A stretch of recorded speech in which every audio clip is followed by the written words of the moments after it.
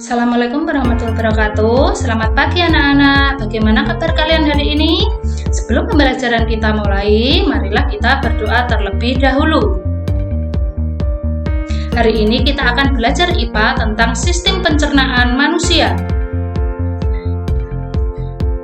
Sistem pencernaan manusia, pencernaan makanan adalah proses pemecahan makanan menjadi sari-sari makanan sehingga dapat digunakan oleh tubuh. Sistem pencernaan juga berfungsi untuk membuang sisa-sisa makanan yang sudah tidak diperlukan oleh tubuh. Proses pencernaan makanan dimulai dari mulut, kerongkongan, lambung, dan usus. Kemudian sisa makanan dibuang melalui anus. Coba perhatikan gambar pencernaan berikut ini.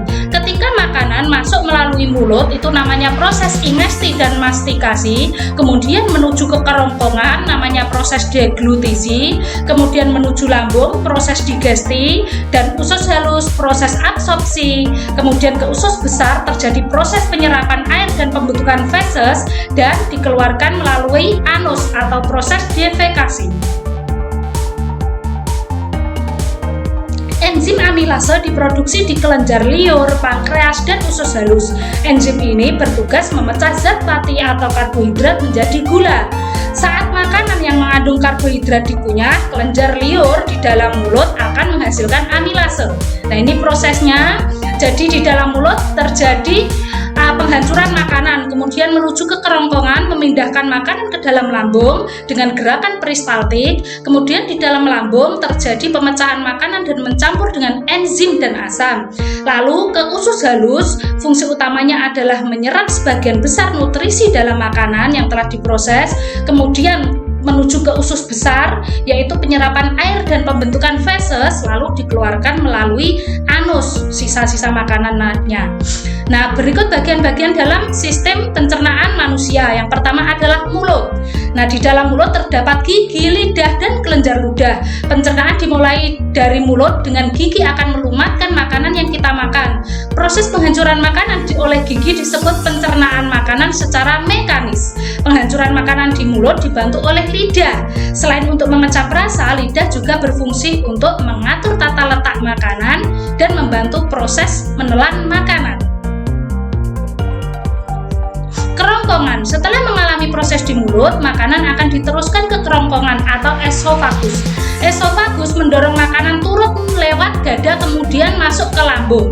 Esofagus dapat melakukan gerakan bergelombang dan meremas-remas guna mendorong makanan masuk ke lambung. Gerakan itu disebut gerak peristaltik. Nah, ini proses gerak peristaltiknya. Jadi makanan yang masuk ke kerongkongan, ototnya akan berkontraksi untuk menarik makanan masuk. Ini prosesnya kayak meremas-remas ya, arah gerakan makanan ke bawah, otot mengendur dan otot akan kembali terbuka mengencang lagi ketika meremas makanan. Lambung. Setelah melewati esofagus, makanan masuk ke lambung. Di dalam lambung makanan akan dicerna kembali. Dinding otot lambung akan mengaduk makanan dan melumatkan makanan menjadi bubur dengan mencampurnya dengan cairan pencerna. Cairan pencerna lambung yaitu yang pertama asam klorida, berfungsi untuk membunuh bibit penyakit. Yang kedua enzim pepsin, berfungsi untuk mengubah protein menjadi pepton, dan renin, berfungsi untuk mengumpulkan kasein yang terdapat di dalam air susu. Setelah dicerna di lambung, makanan didorong menuju usus halus. Lambung akan menjadi kosong. Pengosongan lambung terjadi antara 3-5 jam. Setelah itu kita akan merasakan lapar kembali. Karena itulah kita makan sehari itu 3 kali, karena setiap 3-5 jam lambung kita akan kosong. Asam klorida menciptakan suasana yang sangat asam yang diperlukan oleh pepsin untuk memecah protein. Nah, pelepasan asam dirangsang oleh saraf yang menuju ke lambung, oleh gastrin yaitu hormon lambung, dan histamin diet yang dilepaskan oleh lambung. Di dalam lambung itu terjadi pencernaan secara kimiawi.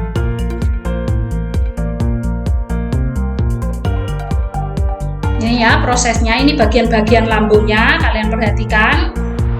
Usus halus. Usus halus terletak tergulung di bagian bawah tubuh. Panjang usus halus sekitar 6 meter. Dindingnya memiliki banyak lipatan dan lekukan sehingga bisa menyerap banyak zat makanan. Usus halus terdiri atas 3 bagian, yaitu usus 12 jari, usus kosong, dan usus penyerapan.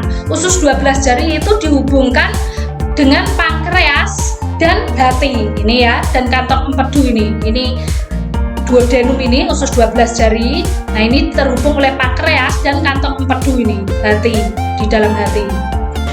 Lambung melepaskan makanan ke dalam usus 12 jari atau duodenum yang merupakan bagian pertama dari usus halus. Makanan masuk ke dalam duodenum melalui sphincter pylorus dalam jumlah yang bisa dicerna oleh usus halus. Jika penuh, duodenum akan mengirimkan sinyal kepada lambung untuk berhenti mengalirkan makanan.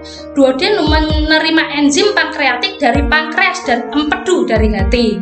Nah, cairan tersebut masuk melalui lubang yang disebut sphincter Oddi.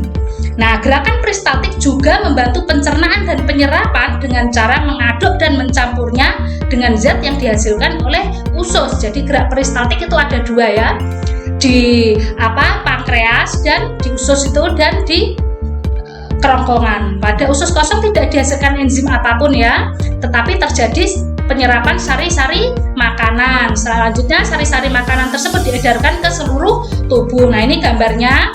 Ini yang pertama, ini duodenum, yang atasnya kan lambung. Nah, ini duodenum atau usus 12 jari tadi dibagi menjadi 3 bagian tadi ya. Selanjutnya pankreas merupakan suatu organ yang terdiri dari 2 jaringan, yaitu asini yang menghasilkan enzim pencernaan dan pulau pankreas yang menghasilkan hormon. Pankreas melepaskan enzim. Nah, pankreas itu menghasilkan atau melepaskan enzim yang namanya hasil sekresi, yaitu amilase, tripsin, dan lipase. Nah, pankreas itu melakukan fungsi kelenjar, yaitu fungsi eksokrin dan endokrin. Enzim amilase berfungsi untuk memecah molekul zat pati hingga menjadi glukosa yang nantinya akan diserap ke dalam sirkulasi darah melalui dinding usus halus. Sedangkan enzim lipase berfungsi memecah zat lemak dan gliserol dalam makanan agar lebih mudah dicerna oleh tubuh. Enzim tripsin untuk memecah protein. Nah ya, enzim tripsin itu berfungsi untuk memecah protein pada makanan menjadi asam amino yang lebih mudah diserap oleh tubuh. Ini pankreas ya. Ini pankreas, ini bagian-bagiannya dari pankreas tadi. Hati merupakan sebuah organ besar dan memiliki berbagai fungsi, diantaranya berhubungan dengan pencernaan. Hati menghasilkan sekitar separuh dari seluruh kolesterol dalam tubuh, sisanya berasal dari makanan. Sekitar 80% kolesterol yang dihasilkan oleh tubuh itu berasal dari hati. Ini anatomi hati atau bagian-bagian hati ya. Nah, ada empedu, kantong empedu yang dihasilkan dari hati ini berfungsi untuk memecah lemak. Empedu memiliki 2 fungsi, yaitu membantu pencernaan dan penyerapan lemak, berperan dalam pembuangan limbah tertentu dari tubuh, maksudnya racun-racun gitu ya, terutama hemoglobin yang berasal dari penghancuran sel darah merah dan kelebihan kolesterol. Usus besar terdiri dari kolon ascendens kanan dan kolon transversum, kolon descendens kiri.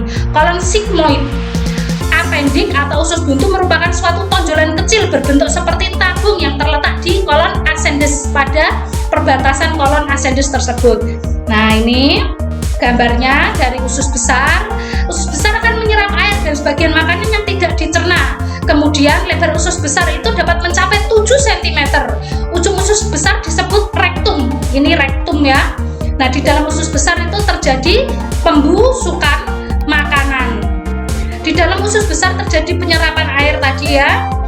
Nah, pada usus besar terdapat tambahan usus yang disebut usus buntu. Pada usus buntu terdapat usus tambahan yang disebut umbai cacing atau appendix. Peradangan pada usus buntu disebut appendicitis. Ini umbai cacing tadi. Nah, ini ringkasan dari materi tadi, mulai dari kelenjar ludah, mulai dari mulut sampai kerongkongan, lambung, kemudian usus halus, pankreas, hati, empedu, usus besar, usus 12 jari sampai ke anus yang terakhir ya, dari usus besar sampai ke anus. Nah, alhamdulillah pembelajaran hari ini selesai. Bagus sekali anak-anak ya. Sebelum pembelajaran kita akhiri, kita berdoa terlebih dahulu. Terima kasih. Wassalamualaikum warahmatullahi wabarakatuh.